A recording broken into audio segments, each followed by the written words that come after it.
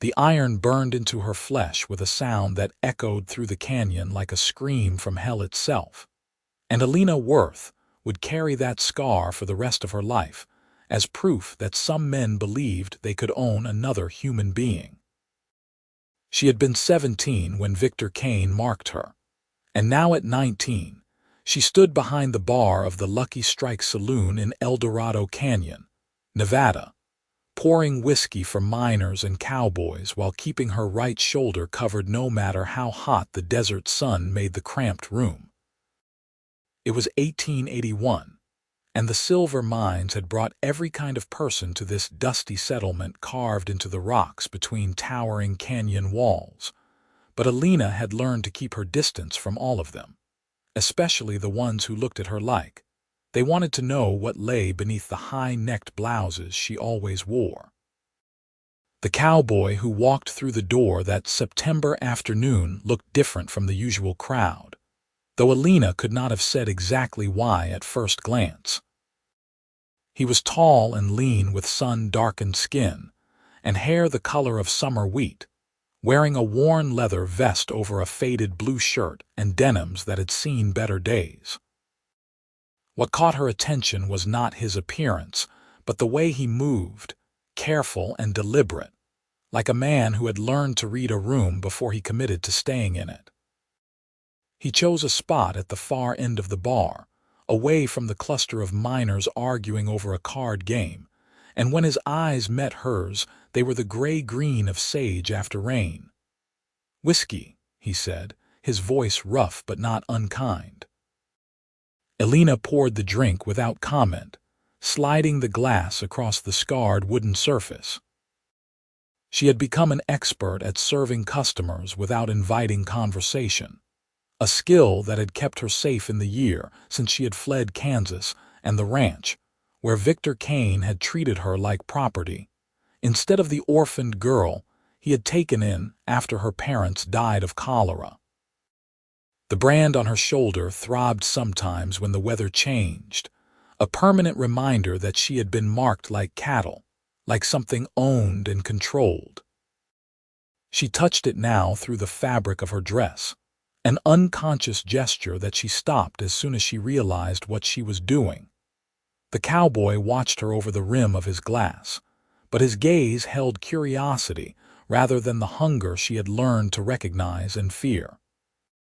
He drank slowly, like a man in no particular hurry, and Elena found herself wondering where he had come from and what had brought him to this harsh slice of Nevada desert. El Dorado Canyon was not the kind of place people came to unless they were running from something or chasing a dream that involved getting rich from silver or providing services to those who were. "You have a name?" he asked after a long silence. "Most people do," Elena replied, wiping down the bar with more force than necessary. "I am Lucas Thorne," he said, as if she had asked. "I am looking for ranch work, but it seems there is not much call for cowboys in a mining town." "You might try the Smith Ranch about 10 miles south," Elena said, despite herself. "They run cattle in the valley, or the Whitmore place to the east." Lucas nodded, finishing his drink. He set down a coin that was worth more than the whiskey cost and stood to leave. Elena started to tell him he had overpaid, but he was already halfway to the door, his boots leaving dusty prints on the floor that she would have to sweep later. She pocketed the extra money and tried not to think about gray-green eyes or the courteous way he had spoken to her, as if she were a person worthy of respect rather than a piece of damaged goods. But Lucas Thorne came back the next day, and the day after that, always ordering a single whiskey and nursing it slowly while the chaos of the saloon swirled around him. Elena learned that he had found work at the Smith Ranch, breaking horses and mending fences, and that he had come west from Missouri after the war had taken his family's farm and left him with nothing but the skills he had learned from his father. He was 24 and had spent the last few years drifting from job to job, never staying anywhere long enough to put down roots. Why not? Elena asked one evening when the saloon was relatively quiet, and she found herself actually engaging in conversation instead of deflecting it. "Same reason you keep your shoulder covered even when it is 90 degrees in here," Lucas said quietly. Elena's hand flew to her collar, her heart hammering. "I do not know what you are talking about." "Yes, you do," Lucas said, but his tone was gentle rather than accusatory. "I am not asking you to tell me anything you do not want to share. I am just saying I understand what it is like to carry marks that other people put on you, even if mine are not ones you can see with your eyes." She wanted to be angry at his presumption, but something in his weathered face told her he was speaking truth about his own pain. Elena found herself looking at him differently after that, seeing past the carefully neutral expression he wore like armor to the man underneath, who had suffered losses she could only imagine. The war had ended 16 years ago, but its scars ran deeper than any wound made by fire or steel, and she realized that Lucas Thorne understood what it meant to be branded in ways that went beyond the physical. Over the following weeks, Lucas became a regular fixture at the Lucky Strike, though Elena noticed he never drank enough to get drunk and always kept his back to the wall where he could watch the door. They talked during the quieter moments, conversations that ranged from the mundane details of daily life to deeper subjects that Elena had never discussed with anyone.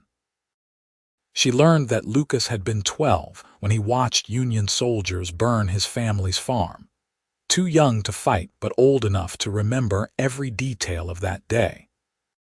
His parents had died during the harsh winter that followed, and he had survived by doing whatever work he could find, gradually making his way west where the past felt less suffocating. "You ever think about going back?" Elena asked one night as she closed up the saloon. "To what?" Lucas replied, "The farm is gone. My family is gone. Missouri is just a place where bad memories live." "I feel the same way about Kansas," Elena admitted, surprising herself with the confession.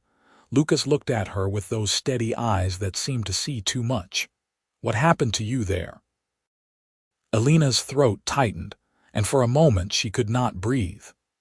No one had asked her that question directly before, and the weight of carrying her secret alone had become so heavy that she sometimes felt crushed beneath it. But something about Lucas made her want to share the burden, to speak the words aloud and see if they lost some of their power when exposed to the light.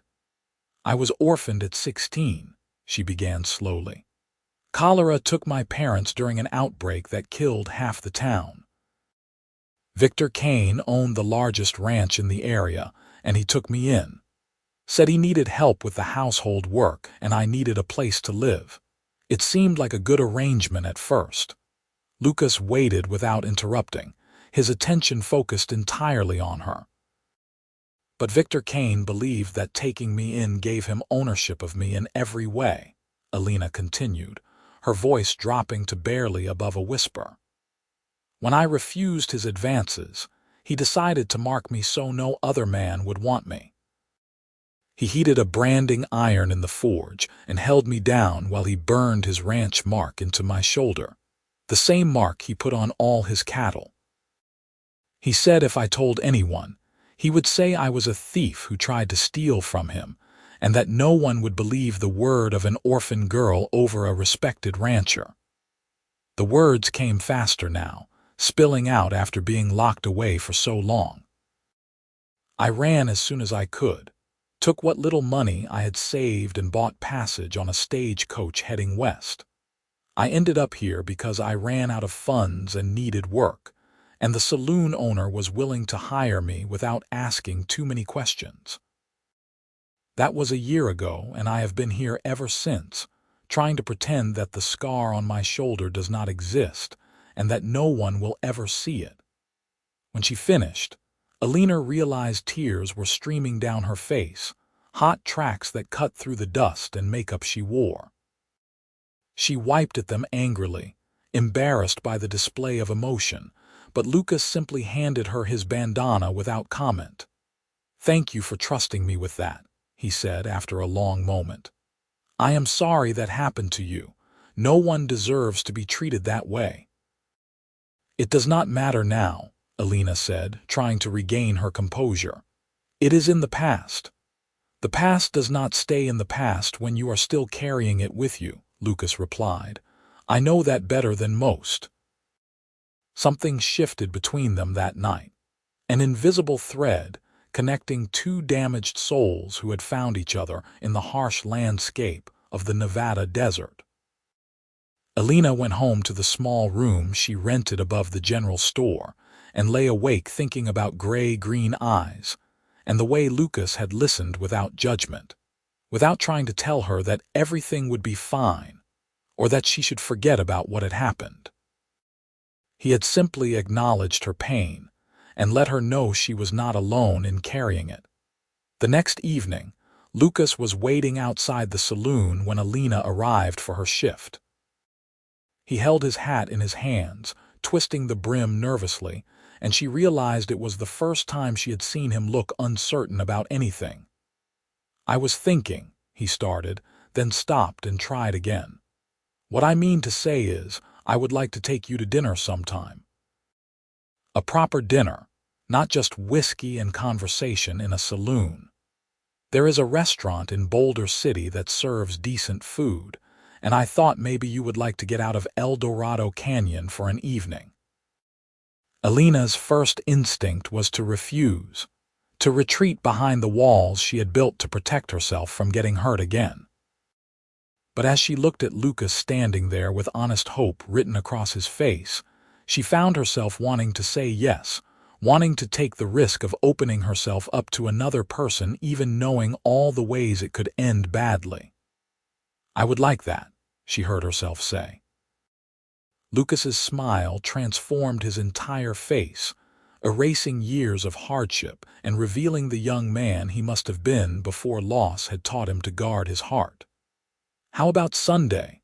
I can borrow a wagon from the ranch." "Sunday is fine," Elena agreed, her own lips curving upward in an expression that felt foreign after so long. The days until Sunday crawled by with agonizing slowness. Elena found herself thinking about the upcoming dinner at odd moments, wondering what she would wear and whether she was making a terrible mistake. She had not let anyone get close to her since fleeing Kansas, had not even considered the possibility of romance or courtship.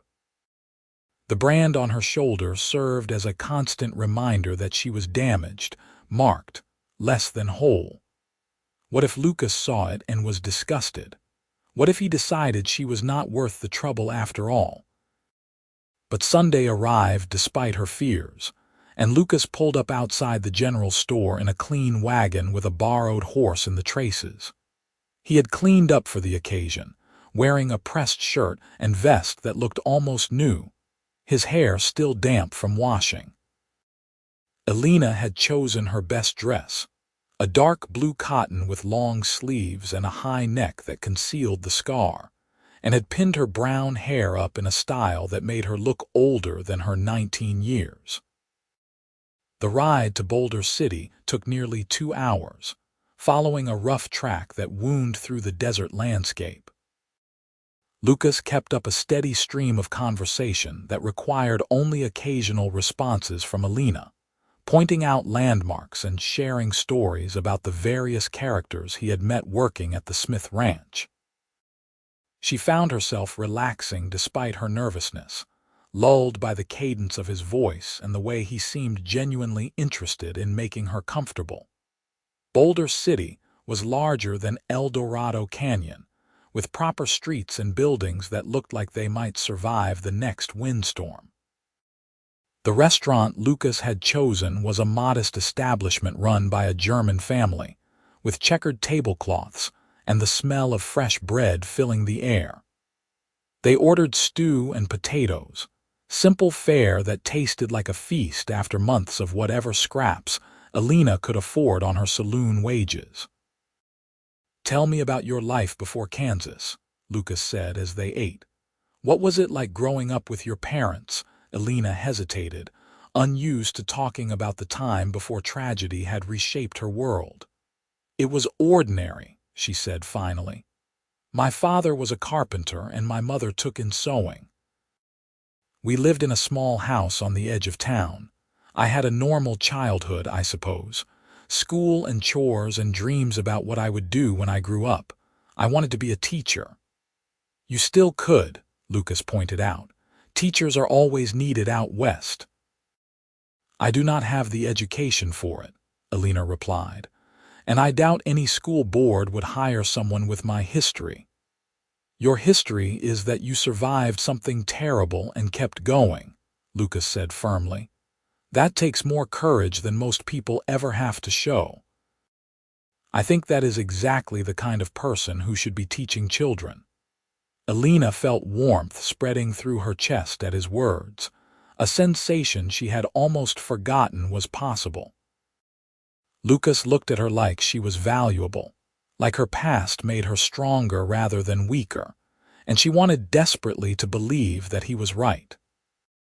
They talked until the restaurant owner politely indicated it was time to close, then walked through the quiet streets of Boulder City as the sun set in a blaze of orange and purple over the mountains. Lucas took her hand carefully, as if afraid she might pull away, but Elena laced her fingers through his and held on tight. It felt like stepping off a cliff, this decision to trust someone with pieces of herself she had kept locked away, but Lucas had shown her nothing but kindness and respect since the day they met. I meant what I said before, Lucas told her as they headed back toward the wagon. About marks that other people put on you. I see you, Elena Worth. Not the scar or what was done to you. I see the woman who survived and rebuilt her life from nothing. I see strength and grace and beauty that no brand could ever diminish. Elena stopped walking, pulling Lucas to a halt beside her. You do not know what it looks like. You do not know how ugly it is. Then show me, Lucas said simply. Her heart hammered against her ribs, fear and hope warring inside her chest. This was the moment when he would see the truth of what had been done to her, when he would understand exactly how damaged she was. But Lucas looked at her with such steady certainty that she found herself reaching for the buttons at the collar of her dress with shaking fingers. The street was empty and shadows provided cover as Elena turned and lowered the fabric of her dress just enough to expose her right shoulder. The brand stood out even in the dim light, a raised scar in the shape of a K with a bar through it, Victor Kane's mark that he put on every cow and horse he owned. The tissue was puckered and discolored, a permanent disfigurement that she had looked at in the mirror countless times while hating both it and the man who had created it. Lucas's sharp intake of breath made her want to cover it immediately, to hide the ugliness away, but then she felt his fingers touching the scar with infinite gentleness. He traced the lines of the brand slowly, carefully, as if he could somehow erase them through the power of his touch alone. Listen to me, Lucas said, his voice rough with emotion. This mark does not define you. It is nothing more than evidence that a cruel man hurt you, and I swear to you on everything I hold sacred that no man will ever mark you again, not while I am alive to prevent it. You are not cattle to be owned or branded. You are Elena Worth, and you are worth everything. She turned to face him, tears blurring her vision. Lucas cupped her face in his calloused hands and kissed her forehead, her cheeks, her lips with a tenderness that made her chest ache. Elena kissed him back, pouring all her fear and hope and desperate longing into the connection between them. This man who had carried his own scars across half the country had looked at hers and seen past them to the person underneath, and she loved him for it with a ferocity that terrified her. They stood wrapped in each other's arms until the chill of the desert night drove them back to the wagon, and on the long ride home to El Dorado Canyon, Elena rested her head against Lucas's shoulder and let herself imagine a future where the past did not matter anymore. In the weeks that followed, Lucas and Elena became inseparable whenever his work and her schedule allowed. He would ride into town after his shifts at the Smith Ranch and wait for her to finish at the saloon, then walk her home through the dark streets while they talked about everything and nothing. She learned that he was surprisingly well-read for a man who had spent most of his life working with his hands, that he had a dry sense of humor that caught her off guard, that he dreamed of someday owning his own spread where he could raise horses and build something that lasted. "Come with me," Lucas said one night as they sat on the steps outside her boarding house, watching stars that seemed close enough to touch in the clear desert air. "What do you mean?" Elena asked, though her heart already knew. "I have been saving my wages," Lucas explained. "There is land available further north, near a place called Goldfield. It is rough country, but the soil is better than here and there is water. I could start small, maybe just a few horses at first, and build from there. But I do not want to do it alone. Come with me, Elena. Be my wife.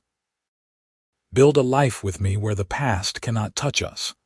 Elena's breath caught in her throat. Marriage. A home. A future with this man who had somehow slipped past all her defenses and made her believe in possibilities again. But fear rose up just as quickly, old and familiar, whispering that she was not good enough, that she was damaged, that she would only bring him down. "I am not sure I can," she whispered. "What if I cannot be what you need?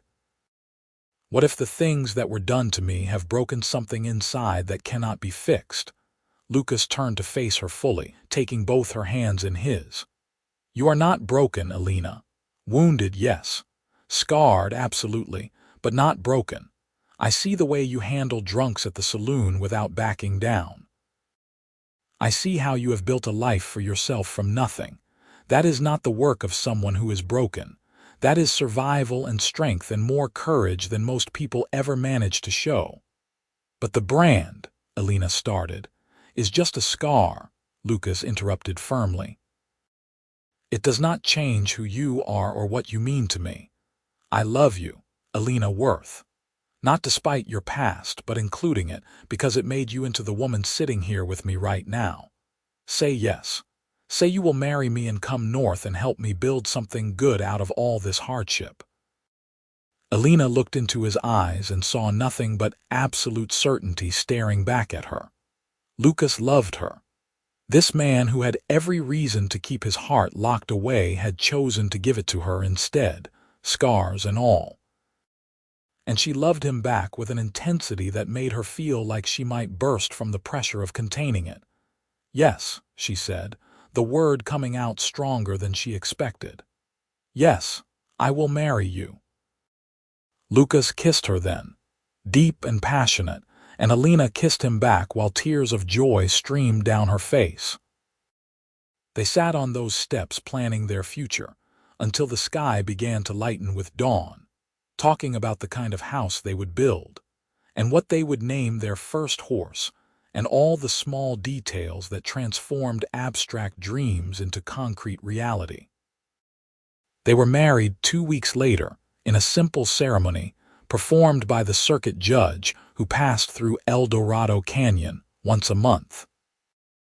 Elena wore a new dress that she had sewn herself from fabric Lucas had purchased, cream-colored cotton with lace at the collar that she had painstakingly stitched during her few free hours.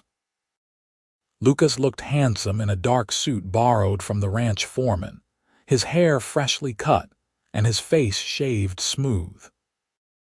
They spoke their vows in front of a handful of witnesses, mostly people from the saloon who had grown fond of Elena during her time working there. And when the judge pronounced them husband and wife, Lucas kissed her like she was the most precious thing in the world.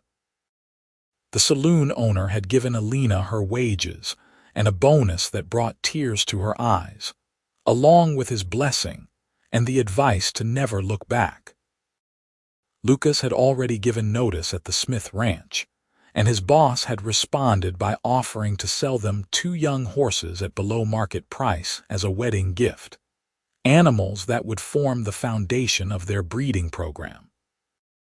Everything was falling into place with almost frightening speed, and Elena kept waiting for something to go wrong, for the universe to remind her that happiness was not meant for people like her. But the universe remained silent as they loaded their few possessions into a wagon and set out for Goldfield on a crisp October morning. The journey took 3 days of steady travel through increasingly remote country, following rough trails that wound between mountains and across valleys, where nothing seemed to live except sagebrush and the occasional jackrabbit. They camped under the stars at night, and Lucas held Elena close while she marveled at the fact that this was her life now, that she was allowed to have this kind of joy after so much pain. Goldfield was barely a settlement when they arrived, just a scattering of tents and rough shacks clustered around a spring that provided the only reliable water for miles. But the land itself was beautiful in a harsh way, with rolling hills covered in grass that turned gold in the autumn sun and mountains rising purple in the distance. Lucas had purchased 160 acres through the Homestead Act, and they spent their first days in their new home living in a tent, while Lucas began work on a cabin that would shelter them through the coming winter. Elena threw herself into helping however she could, hauling lumber and holding boards steady while Lucas hammered and sawed. The work was back-breaking and her hands blistered despite the gloves Lucas insisted she wear, but she had never been happier. They were building something together, creating a home out of raw timber and determination, and every nail driven felt like another step away from the past that had tried to destroy her. The cabin took shape slowly, rising from the foundation in sturdy walls that would keep out wind and rain. Lucas had learned construction from his father before the war, and his skill showed in the tight joints and careful craftsmanship.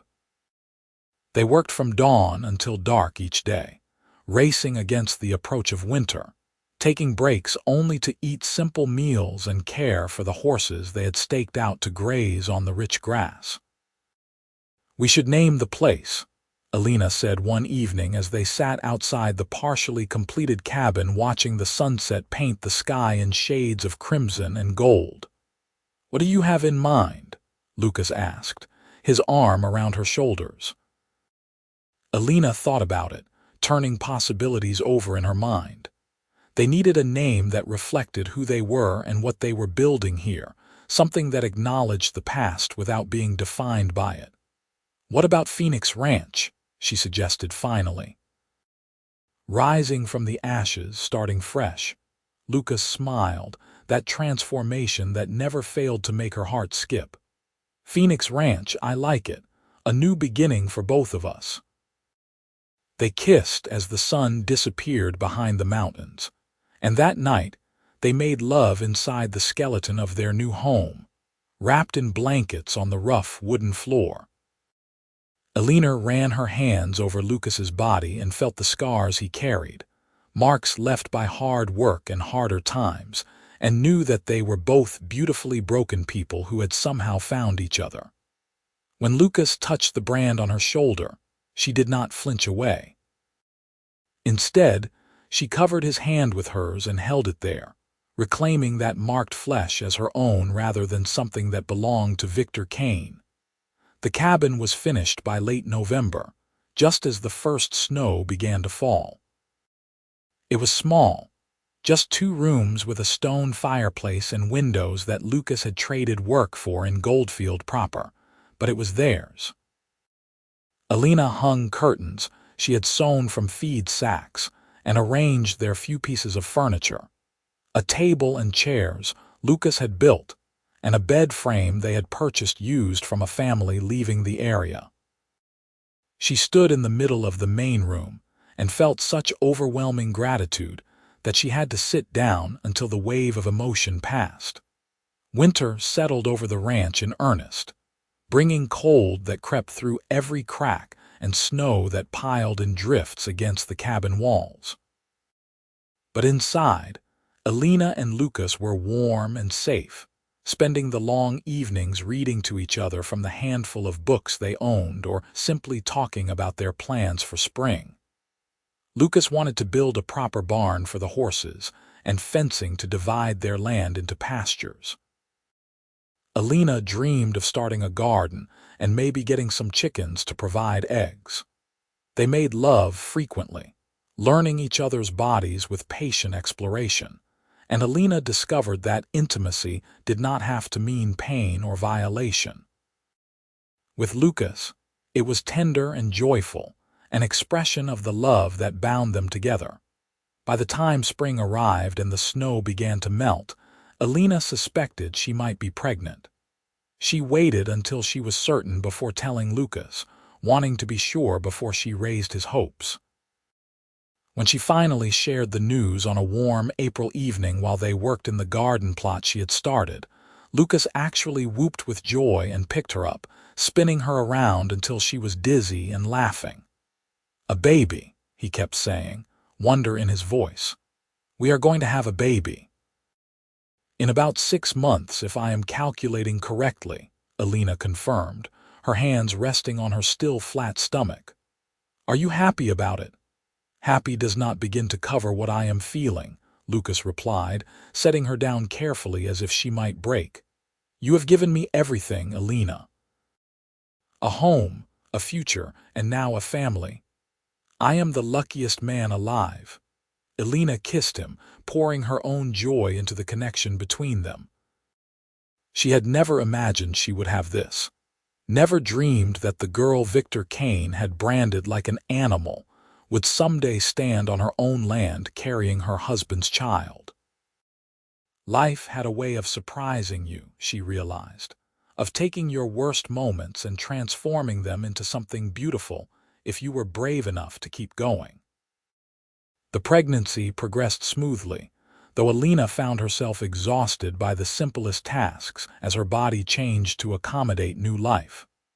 Lucas hovered protectively, insisting she rest more and taking on extra work to compensate. They had acquired more horses by then, buying 3 mares and a good stallion that Lucas planned to use to build their breeding program. The barn was finished, a sturdy structure that had taken months of work, and they had fenced enough land to properly rotate their growing herd. Money was tight, as it always was for homesteaders trying to establish themselves, but they managed. Lucas took occasional jobs in Goldfield doing construction or breaking horses for other ranchers, and Elena sold vegetables from her garden and eggs from the chickens they had finally acquired. It was hard work and uncertain finances, but they were building something that mattered, creating a legacy that would outlast them both.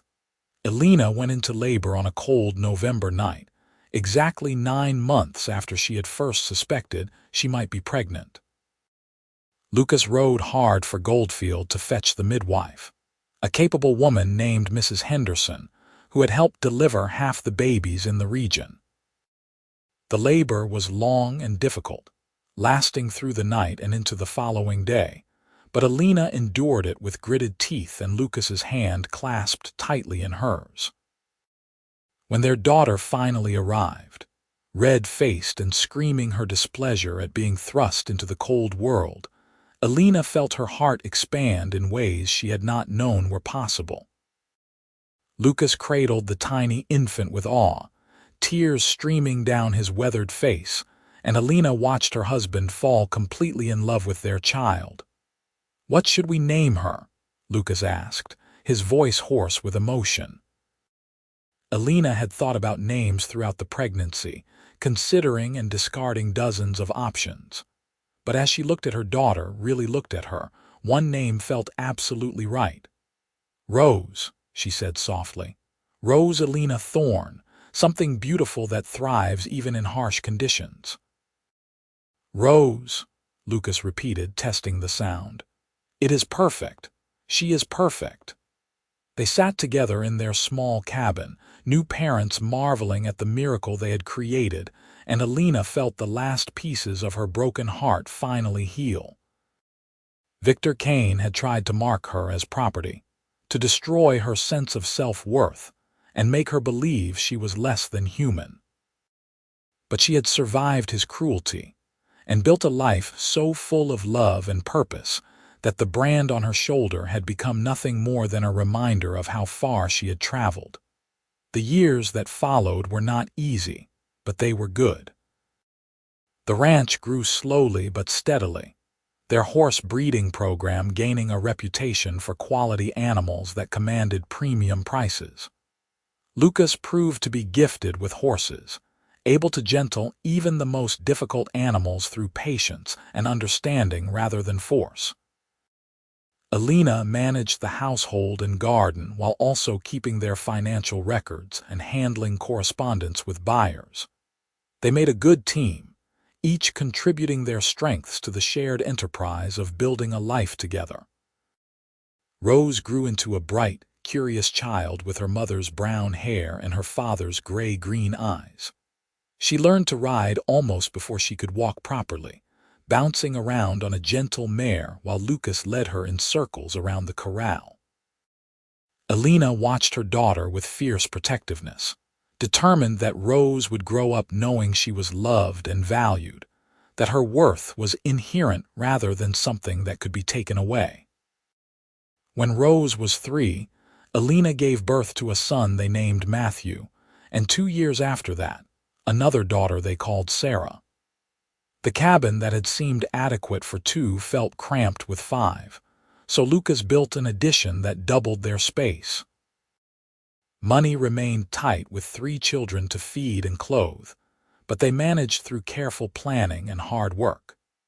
Elena sewed clothes from fabric she purchased in bulk and grew as much of their food as possible, while Lucas continued to work long hours training horses and maintaining the ranch.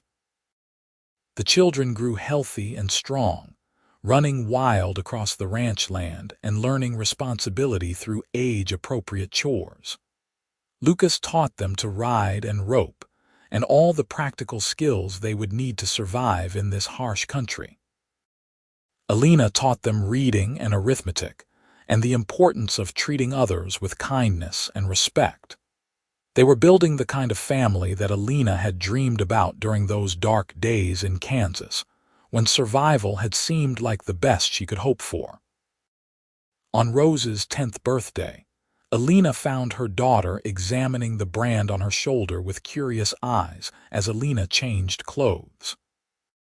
She had never hidden the scar from her children, viewing it as part of her history rather than something shameful, but this was the first time any of them had asked about it directly. "What is that mark, Mama?" Rose asked, pointing at the raised tissue. Elena sat down on the bed, pulling her dress back up but leaving her shoulder exposed. "It is a scar," she said honestly. "From before I met your father, a bad man hurt me because he thought he could own me like property." Rose's eyes widened with indignation. "That is awful. Did Papa stop him?" "No, I stopped him by running away and starting a new life," Elena explained. "And then I met your Papa, and he helped me understand that the mark did not define who I was. He saw past it to the person underneath." "Papa is smart," Rose declared with the certainty of a child who adored her father. "He is very smart," Elena agreed, "and kind and good. I am lucky to have found him." Rose reached out and touched the scar gently, tracing the lines of the brand just as Lucas had done all those years ago in Boulder City. "Does it still hurt?" "Not in body," Elena said. "But sometimes it hurts in here." She touched her chest over her heart. "Because I remember what it felt like to be treated that way. But your Papa made me a promise that no man would ever mark me again, and he has kept that promise every single day since. When I grow up, I am going to marry someone like Papa," Rose announced. "Someone kind who keeps his promises." Elena pulled her daughter close, breathing in the scent of sun and horses that always clung to her children's hair. I hope you do, sweetheart. I hope you find someone who sees your worth and treats you with the respect you deserve. And if anyone ever tries to hurt you, you fight back with everything you have. You are not property. You are Rose Elena Thorne, and you are worth everything. That conversation stayed with Elena for days afterward, making her reflect on how far she had come from the terrified 19-year-old girl who had poured drinks in an El Dorado Canyon saloon. She was 31 now, a wife and mother and successful rancher, and the brand that had once defined her existence had faded into background noise. It was still there, would always be there, but it no longer held power over her. One evening, while the children were asleep and Elena and Lucas sat outside watching the stars, Elena found herself thinking about Victor Kane for the first time in years. She wondered if he was still alive, still running his ranch in Kansas, still believing he had the right to treat people as possessions. Part of her hoped he had faced justice for what he did, but a larger part simply did not care anymore. He had taken up enough space in her life. She refused to give him any more. "What are you thinking about?" Lucas asked, his arm around her shoulders. "How grateful I am that I ran," Elena replied honestly. "How different my life would be if I had stayed in Kansas out of fear or shame. I would never have met you or had our children or built this ranch. Victor Kane tried to destroy me, but instead he gave me the push I needed to find my real life." Lucas pressed a kiss to her temple. "I am grateful you ran too. I do not know where I would be without you, Elena. Probably still drifting from job to job, never staying anywhere long enough to matter. You gave me a reason to put down roots, to build something permanent. You saved me as much as I like to think I saved you." "We saved each other," Elena corrected. Two broken people who found each other in the desert and decided to try building something beautiful. "And succeeded," Lucas added. "Look at what we have created. 3 incredible children, a thriving ranch, a home filled with love. We have succeeded beyond anything I dared to dream about when I walked into that saloon in El Dorado Canyon." Elena turned to kiss him properly, pouring 12 years of love and gratitude into the connection between them. Lucas kissed her back with the same passion he had shown on their wedding night, his hands tangling in her hair as he pulled her closer. They made love right there under the stars, with the sounds of the night desert surrounding them and the knowledge that their children slept safely in the cabin they had built together. The years continued to pass with the steady rhythm of seasons changing and children growing. Rose turned into a capable young woman who could handle horses as well as her father, while Matthew showed a talent for mechanical things and talked about maybe becoming an engineer someday. Sarah was still young but showed signs of having inherited her mother's practical nature and organizational skills. They were good kids, respectful and hardworking, and Elena felt pride swell in her chest every time she looked at them. The ranch continued to prosper, as Lucas's reputation as a horse breeder spread throughout Nevada and into neighboring territories. They acquired more land through careful saving and strategic purchases, eventually expanding their original 160 acres to nearly 500. The original cabin became a guest house, after Lucas built a proper 2-story home with enough bedrooms for their growing family, and an office where Elena managed the increasingly complex business of running a successful ranch. On their 15th wedding anniversary, Lucas surprised Elena with a gift that took her breath away. It was a painting, commissioned from an artist in Carson City, showing the two of them standing in front of their ranch house with their children arranged around them. But what made Elena's eyes fill with tears was what the artist had painted on her shoulder, visible because her dress was lowered slightly. Where the brand should have been, the artist had instead painted a phoenix rising from flames, transforming the mark of ownership into something beautiful and meaningful. "I told him about your scar and what it meant," Lucas explained as Elena stared at the painting through tear-blurred vision. "And I asked him to paint what I see when I look at you. Not the brand that was forced on you, but the strength and courage you showed by rising above it. You are my phoenix, Elena. You took the ashes of your old life and created something magnificent." Elena could not speak past the lump in her throat, so she simply wrapped her arms around her husband and held on tight. Lucas had spent 15 years showing her through word and deed that she was loved and valued, and he had never once wavered in his commitment to making her feel safe and cherished. He had traced her scar that first time and sworn no man would mark her again, and he had kept that promise by making sure she knew every single day that she was so much more than what had been done to her. That night, after the children were in bed and they were alone in their bedroom, Lucas asked Elena to let him see the brand again. She lowered her nightgown without hesitation, no longer feeling shame about the mark. Lucas traced the scar slowly, his touch gentle and reverent, and then he kissed it, his lips warm against the puckered tissue.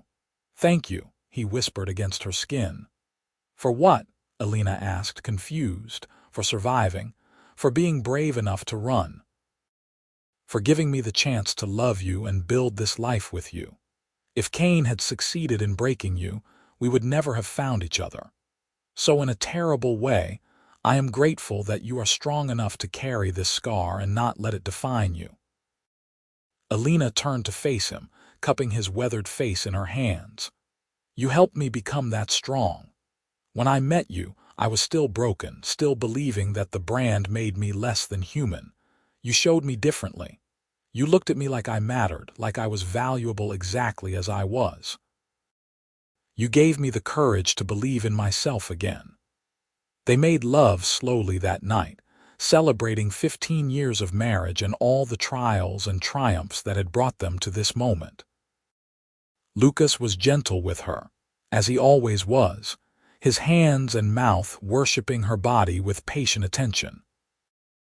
Elena lost herself in the pleasure of being touched with love rather than cruelty, in the knowledge that this man had chosen her and would continue choosing her every day for the rest of their lives. By the time Rose turned 18 and started receiving attention from young men in the area, Elena felt confident that she had raised a daughter who would never allow anyone to treat her as property.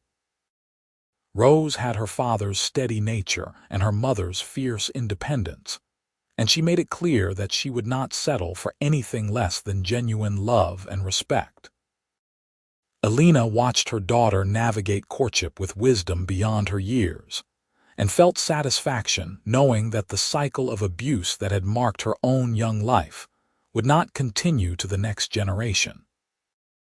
Matthew left for university in California when he turned 19, his talent for engineering having caught the attention of professors who thought he had real potential.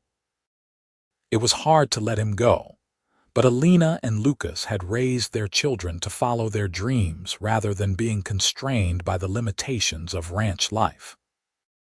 They sent him off with their blessing and enough money to cover his expenses, along with strict instructions to write regularly and come home for holidays. Sarah showed interest in teaching, wanting to educate children in the rural areas that often went without proper schools.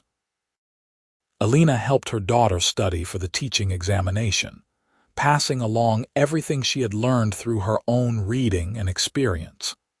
When Sarah passed the test at 17 and received her certification, Elena cried tears of joy, remembering her own youthful dream of becoming a teacher. She might not have achieved that goal herself, but watching her daughter succeed felt almost as satisfying. The ranch continued to thrive into the new century, surviving droughts and economic downturns through careful management, and Lucas's reputation for producing superior horses.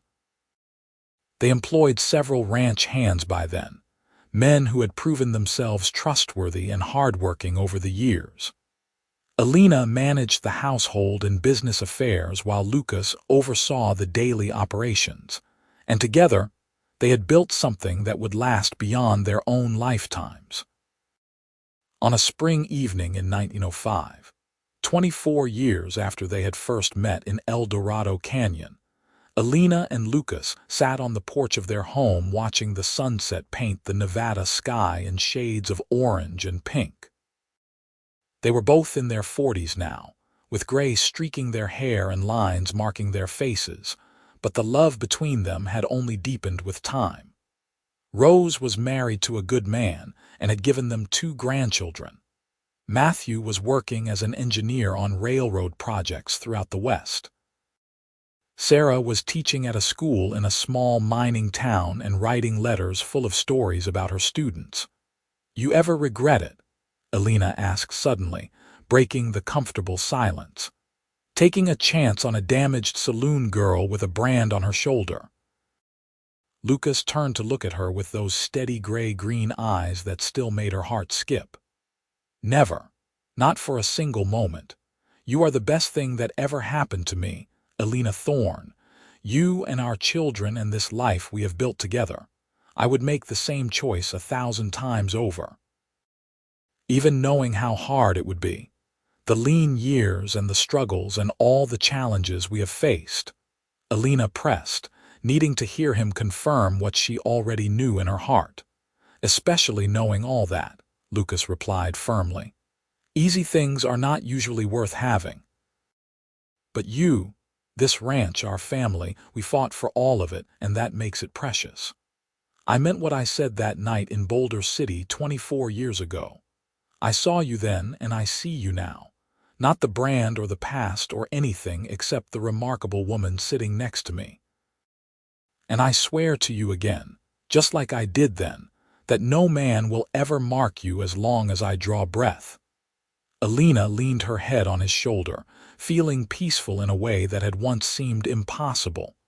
The brand was still there on her shoulder, hidden beneath the fabric of her dress. It would always be there, a permanent reminder of Victor Kane's cruelty. But it had lost its power to hurt her somewhere along the journey from that terrified girl fleeing Kansas to the confident woman she had become. "I love you, Lucas Thorne," she said softly. "Thank you for seeing me when I was invisible. Thank you for loving me when I thought I was unlovable. Thank you for keeping your promise every single day." "I love you too, Elena Thorne," Lucas replied, pressing a kiss to her hair. "Thank you for being brave enough to survive. Thank you for trusting me with your heart. Thank you for building this beautiful life with me."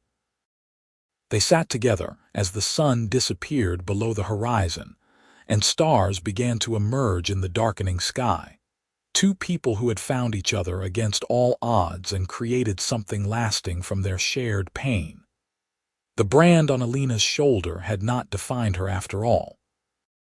Instead, it had become part of a larger story about survival and strength, and the transformative power of love.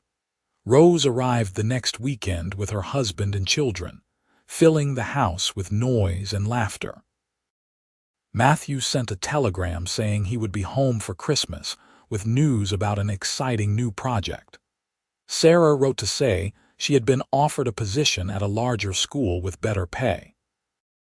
Life continued in its steady rhythm of seasons changing and family gathering, and the endless work of maintaining a ranch. But Elena never forgot those dark days in Kansas, or the journey that had brought her to Nevada and Lucas. She shared her story with her grandchildren when they were old enough to understand, wanting them to know that scars, whether visible or invisible, did not have to define a person's worth.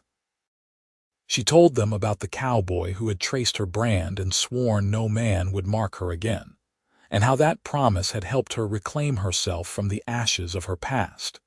Years continued to pass, bringing the inevitable changes that time inflicts on everyone. Lucas's hair went completely white, and his hands became gnarled from decades of hard work. But his eyes remained steady, and his love for Elena never wavered. Elena's own body showed the marks of age and childbearing, but she wore them with pride, viewing each line and scar as evidence of a life fully lived. They celebrated their 30th wedding anniversary surrounded by children and grandchildren, a gathering that filled the ranch house to bursting and reminded them of everything they had built together.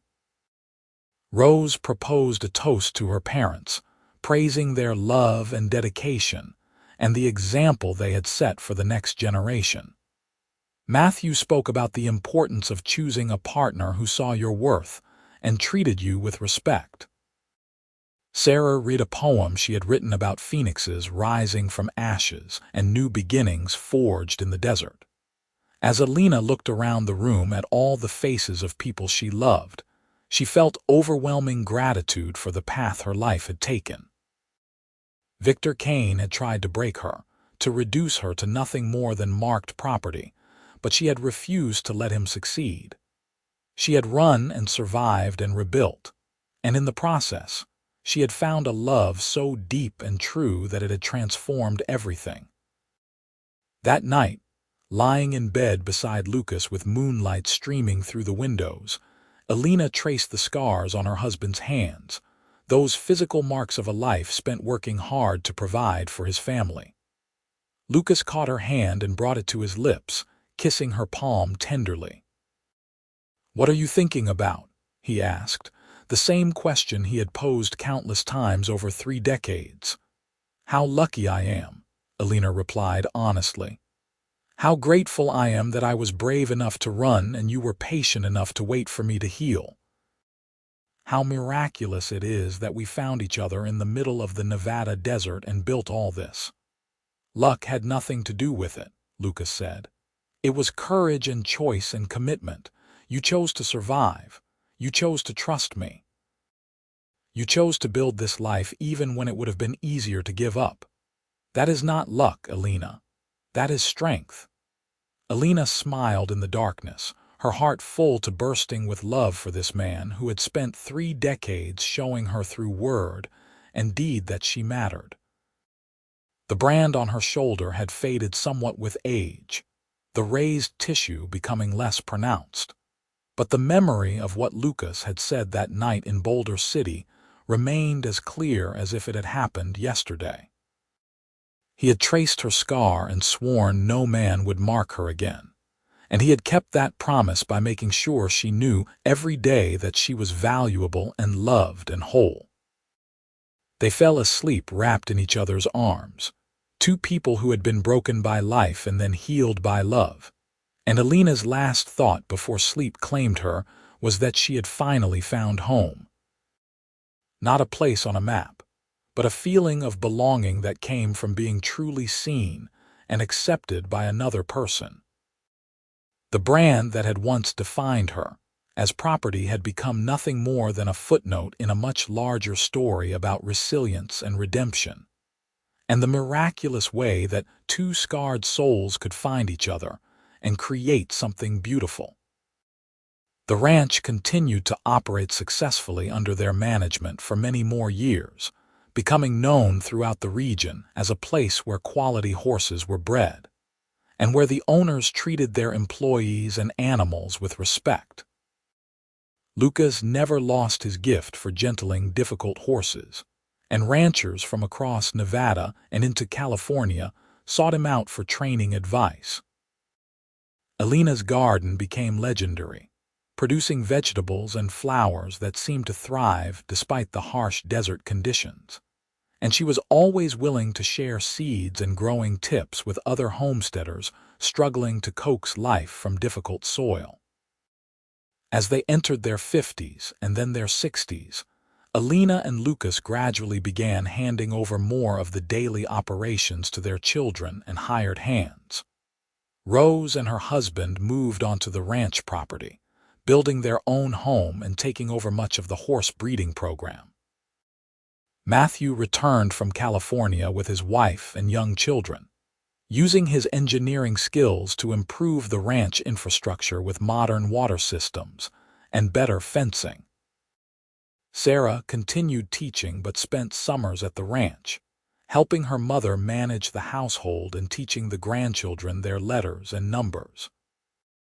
Elena found herself with more time for reflection during these later years, and she often thought about the young woman she had been when she arrived in El Dorado Canyon with nothing but fear and a brand on her shoulder. That girl had believed herself ruined, marked permanently as something less than human. But time and love had proven that belief false. The brand was still there, would always be there, but it had become integrated into her story rather than defining it. On a warm summer evening in 1915, Elena and Lucas sat in their favorite spot on the porch, watching their grandchildren play in the yard while the sun set behind the mountains. They were both 70 now, having celebrated that milestone birthday within months of each other. Their bodies ached with the accumulated wear of decades of physical labor, but their minds remained sharp, and their love for each other had only deepened with time. 34 years, Elena said softly, reaching for Lucas's hand. 34 years since you walked into that saloon in El Dorado Canyon and changed my life. Lucas squeezed her fingers gently, his grip still strong despite his age. Best decision I ever made, walking through that door. I was looking for whiskey and I found everything I ever needed instead. Do you remember what you said to me that night in Boulder City? Elena asked, even though she knew he did. They had talked about that night countless times over the years, marking it as the turning point when their separate lives had merged into one shared journey. I remember every word, Lucas confirmed. I said that the brand did not define you, that it was just evidence of a cruel man hurting you, and I swore that no man would ever mark you again while I lived to prevent it. I meant it then, and I mean it now. Elena felt tears prick her eyes, the kind that came from happiness rather than sorrow. You kept that promise. Every single day for 34 years, you kept that promise. You made me feel valuable and loved and whole. You gave me a life I never dreamed was possible for someone like me. There is no someone like you, Lucas said firmly, using his free hand to turn her face toward him. There is only you, Elena Worth Thorne, the strongest, most courageous woman I have ever known. The brand that monster put on you was nothing more than a physical mark. It could not touch who you really were, no matter how much he wanted it to. I am proud to have spent my life with you, proud of what we have built and the family we have raised and every single moment we have shared. They kissed as the sun disappeared below the horizon, a gentle press of lips that held 3 decades of love and commitment and shared history. Elena rested her head on Lucas's shoulder and watched their grandchildren play, secure in the knowledge that she had broken the cycle of abuse that might otherwise have continued through generations. Her children and grandchildren would never know what it felt like to be marked as property, because she had survived and fought and refused to let Victor Kane's cruelty define her future. That night, preparing for bed, Elena stood before the mirror and looked at her reflection. She was old now, her face lined and her body showing the effects of 7 decades of life. But when she lowered her nightgown to expose the brand on her shoulder, she no longer saw only ugliness and pain. Instead, she saw evidence of survival. She saw proof that she had been strong enough to escape and brave enough to trust again. She saw a scar that had lost its power to hurt her, because the love of a good man had helped her understand that physical marks could not diminish her worth as a human being. Lucas came up behind her, his reflection joining hers in the mirror. He traced the brand with gentle fingers, just as he had done that first night in Boulder City 34 years ago, and Elena felt the same warmth spread through her chest that she had felt then. Still beautiful, Lucas murmured, pressing a kiss to the scarred tissue. You have always been beautiful, Elena. This scar does not change that. Nothing could change that. Elena turned in his arms, wrapping her own around his waist and holding him close. They stood like that for a long moment. Two elderly people who had built a lifetime of love on a foundation of mutual respect and understanding. The brand that had once threatened to destroy, Elena had instead become a reminder of her strength. And Lucas's promise that no man would ever mark her again had been kept through decades of unwavering devotion. They climbed into bed together, their movements slower than they had been in youth, but no less filled with affection. Lucas pulled Elena close, her head resting on his chest where she could hear the steady beat of his heart. It was a sound that had comforted her through countless nights, a rhythm that spoke of safety and home and the kind of love that lasted. "Thank you," Elena whispered into the darkness. "For what?" Lucas asked, his fingers stroking through her gray hair. "For everything. For seeing me. For loving me. For keeping your promise. For giving me this beautiful life." "Thank you for letting me," Lucas replied. "Thank you for being brave enough to trust me with your heart. Thank you for choosing me every day. I love you, Elena Thorne. I will love you until my last breath and beyond." "I love you too, Lucas Thorne," Elena said, her voice thick with emotion. "Forever and always." They fell asleep wrapped in each other's arms, two people who had found healing in love and built a legacy that would outlast them both. The brand on Elena's shoulder had become nothing more than a reminder of how far she had traveled from those dark days in Kansas.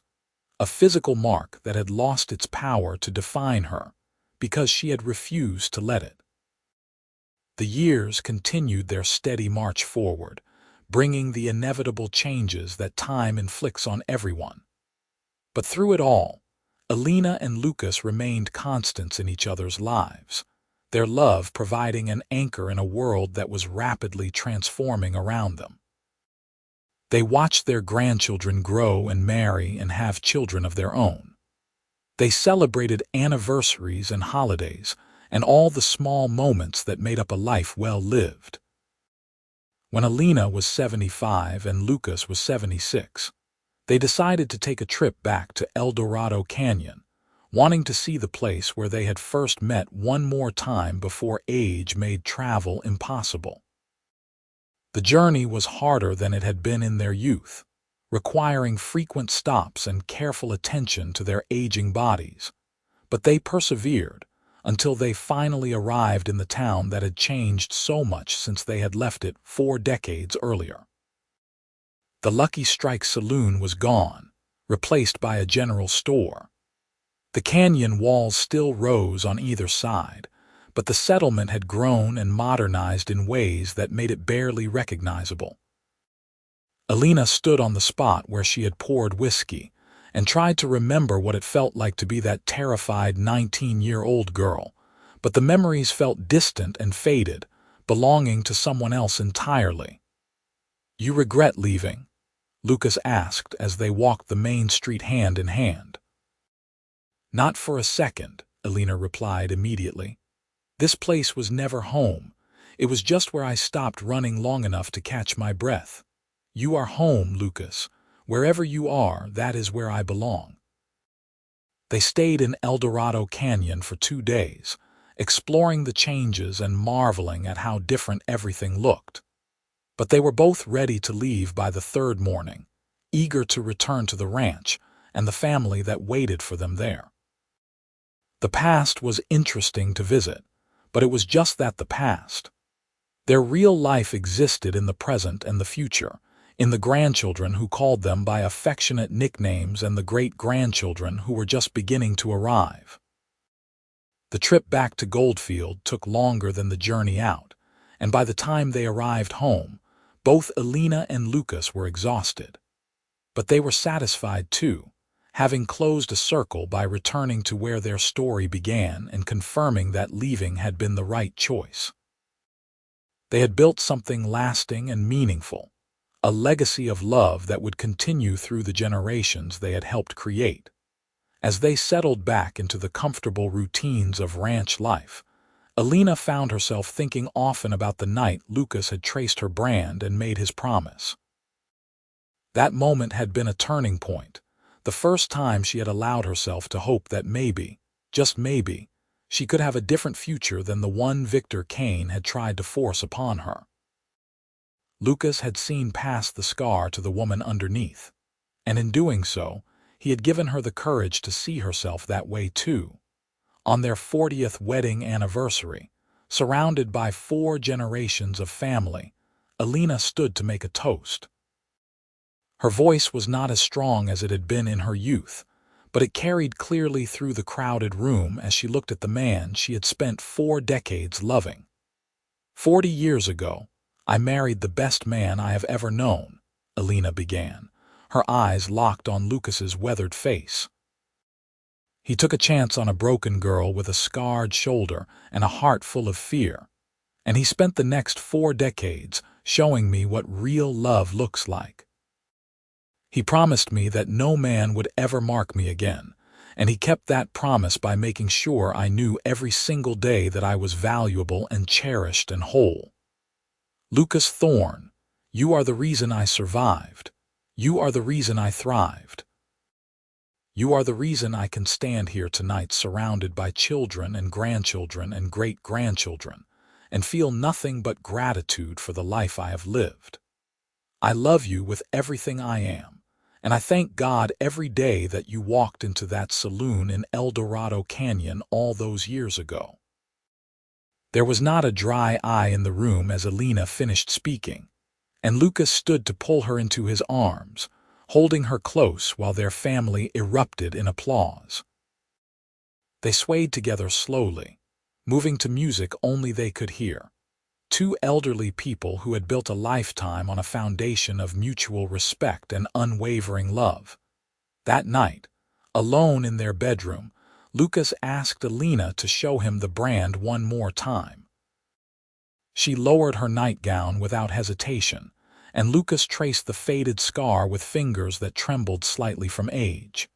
The brand was barely visible now, the raised tissue having flattened and lightened over the decades, but they both knew exactly where it was. Still here, Lucas murmured. Still proof that you survived something terrible and refused to let it destroy you. Still here, Elena agreed, but it does not hurt anymore, not in body and not in spirit. You took the pain away, Lucas. You made me whole again. They made love that night with the tenderness of long practice, their aging bodies moving together in familiar rhythms. It was different than it had been in their youth, slower and gentler, but no less meaningful. Elena lost herself in the pleasure of being touched with love and respect, in the knowledge that this man had chosen her every day for 4 decades, and would continue choosing her for whatever time they had left. The years that followed brought the inevitable decline that comes with advanced age.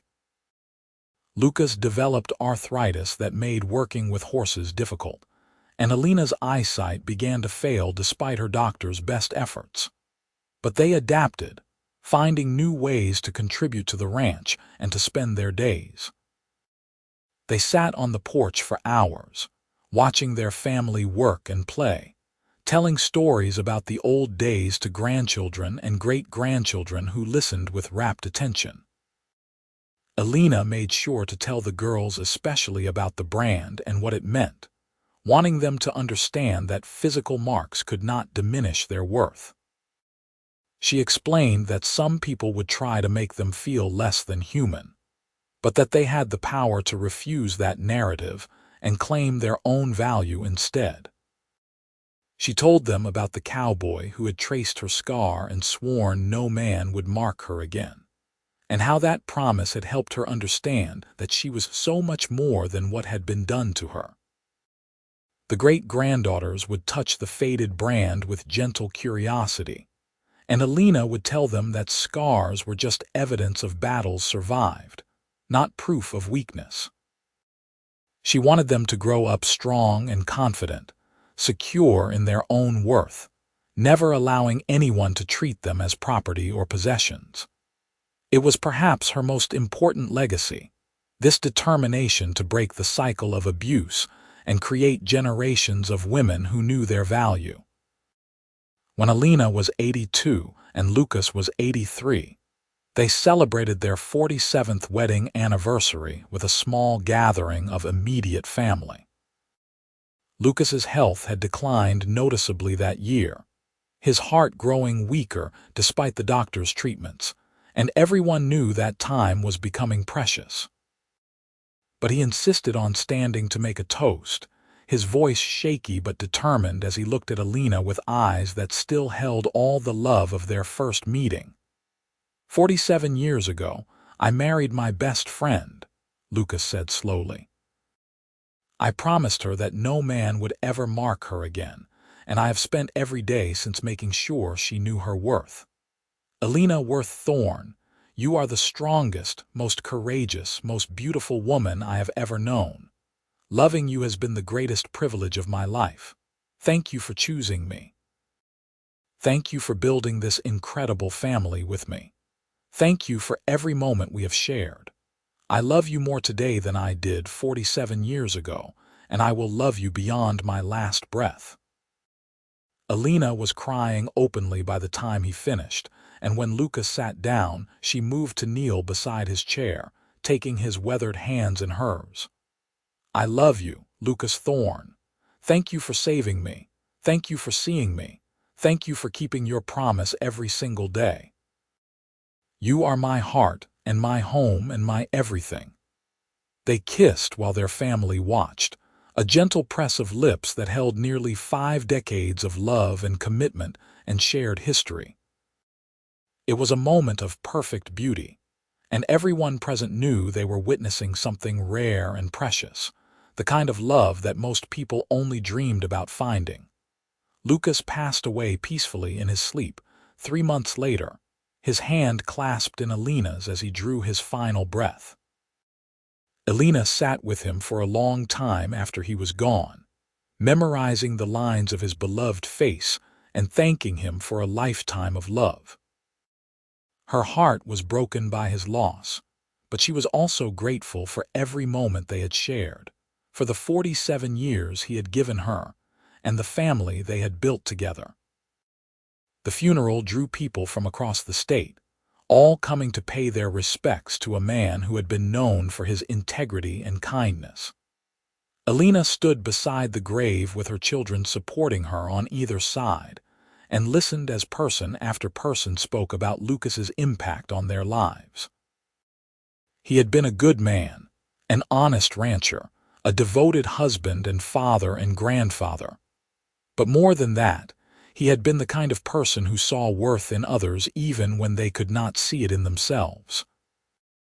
Elena placed a single rose on the coffin before it was lowered into the ground, and as she watched the earth cover the man she had loved for nearly half a century, she whispered the words that had defined their relationship from the very beginning.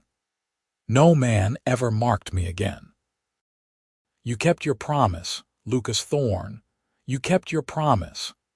Life continued at the ranch after Lucas's death, though it felt emptier without his steady presence.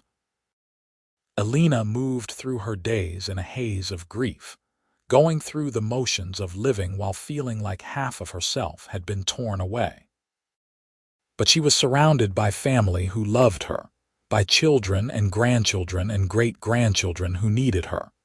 And slowly she began to find purpose again in passing along the lessons Lucas had taught her. She spent hours with the youngest generation, telling them stories about their great-grandfather and the life he had built through hard work and determination. She taught them about integrity and kindness, and the importance of treating others with respect. And she made sure they understood that love was not about ownership or control, but about seeing another person's worth and helping them recognize it in themselves. On what would have been their 50th wedding anniversary, Elena's children organized a celebration at the ranch, gathering everyone together to honor the love story that had created their family.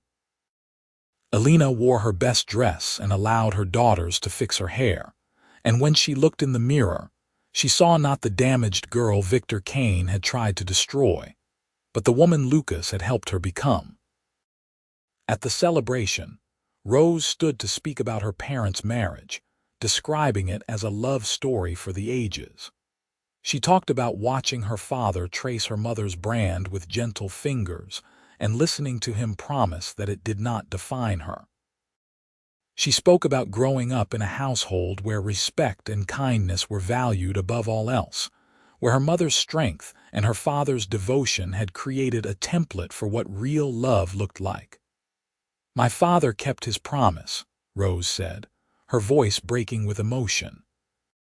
"He swore that no man would ever mark my mother again, and he spent 50 years making sure she knew her worth. He did not just protect her body, he protected her spirit, her sense of self, her belief that she deserved to be loved.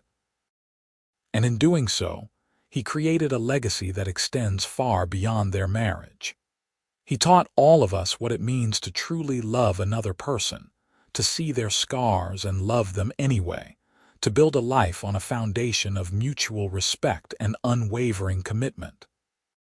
Elena cried through the entire speech, overwhelmed by gratitude for the life she had lived and the family she had created. Lucas was gone, but his love remained, woven into every part of the ranch and the people who lived there. He had kept his promise, not just for the years they had together, but for all the years that would follow. He had shown her that scars could not define a person's worth, and that lesson would be passed down through generations of children who would never know what it felt like to be marked as property. As the sun set on that anniversary celebration, Elena stood alone on the porch of the home Lucas had built for her, looking out over the ranch they had created together. The brand on her shoulder was barely visible now, faded by time and the healing power of love. But Elena touched it anyway, tracing the familiar lines and remembering the night a cowboy had done the same thing and sworn no man would mark her again. He had kept that promise. For 50 years, Lucas Thorne had kept that promise, and in doing so, he had given Elena Worth a life beyond anything she had dreamed possible during those dark days in Kansas. She had survived Victor Kane's cruelty and built something beautiful from the ashes, a testament to the resilience of the human spirit and the transformative power of love. Elena lived for 5 more years after Lucas's death, spending that time surrounded by the family they had created together. She passed away peacefully at 87, her hand held by her daughter Sarah as she drew her final breath. Her last words were about Lucas, about the cowboy who had traced her scar and promised she would never be marked again. And everyone present knew she was going to join the man who had been her heart and her home for 5 decades. They buried Elena beside Lucas on a hillside overlooking the ranch, under a marker that read, "Elena Worth Thorne." Beloved wife, mother, grandmother, and friend, she rose from the ashes and built something beautiful. The funeral drew even more people than Lucas's had, all coming to pay their respects to a woman who had become legendary for her strength and grace. But Elena's real legacy was not measured in the number of people who attended her funeral or the size of the ranch she had helped build. It was measured in the generations of children who grew up knowing their worth, in the daughters and granddaughters and great-granddaughters who never had to experience what it felt like to be treated as property. It was measured in the love story she had lived, a testament to the fact that scars could not define a person's value, and that real love could heal even the deepest wounds. Years after both Elena and Lucas were gone, their descendants still gathered at Phoenix Ranch to celebrate the life and love that had created their family. They told stories about the cowboy and the scarred girl who had found each other in the Nevada desert and built something lasting from their shared pain.